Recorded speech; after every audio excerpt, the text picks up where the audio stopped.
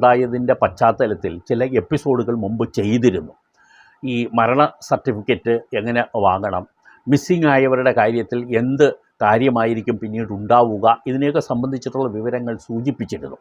ഇന്ന് നിങ്ങളോട് പ്രത്യേകം ഓർമ്മിപ്പിക്കുന്ന ഒരു കാര്യം, നിങ്ങൾ